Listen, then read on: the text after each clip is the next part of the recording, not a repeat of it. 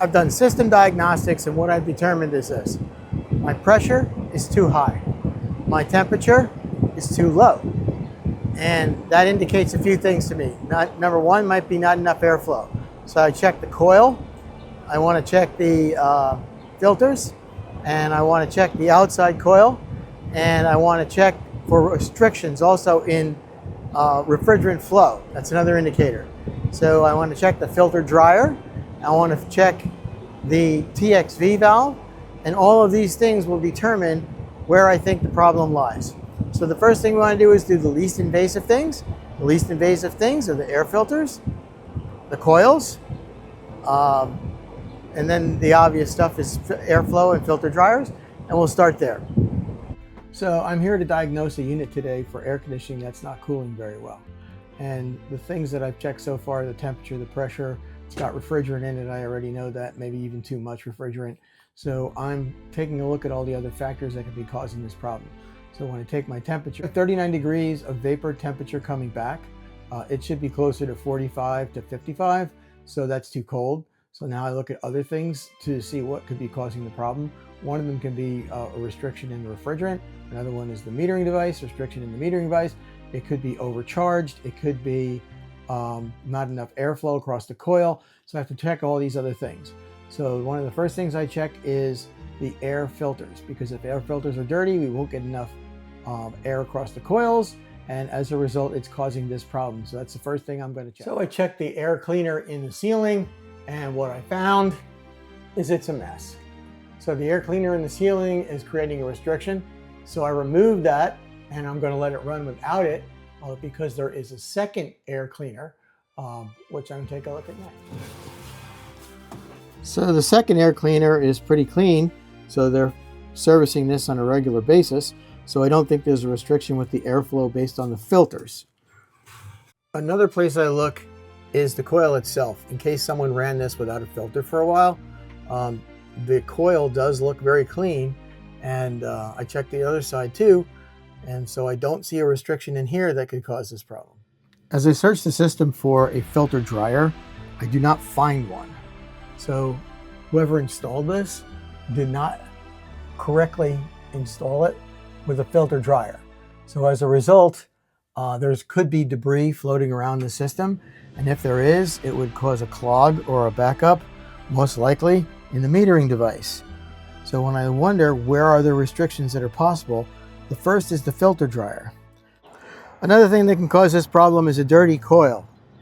And we have a dirty coil. As you can see, it's kind of blocked up and it needs maintenance. Severely neglected. Some good old-fashioned maintenance might cure this, and it's a least invasive thing that we could do. So the first thing we should do is actually maintain the coil, clean everything out, and get more airflow. If we get more airflow, this may solve the problem. Last thing I want to consider is the metering device. If we clean the coil outside and we have checked everything else, my refrigerant pressures and temperatures are not the best because I have way too much subcooling. It's like about 38. I want somewhere around between about 10. So it's way too high, which indicates a restriction. So if there's not enough refrigerant going into the system because there's a blockage, it will cause this coil to be too cold, which is what we already have right now. And it would cause the pressure to go too high, which is what we have right now.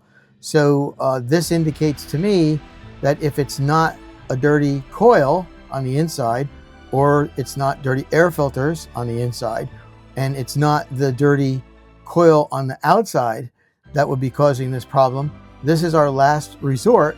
The last thing we want to consider is the metering device is clogged. That's the most invasive and unfortunately the most expensive.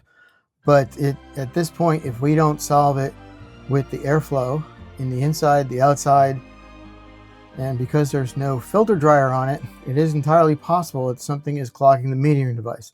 We want to do that last.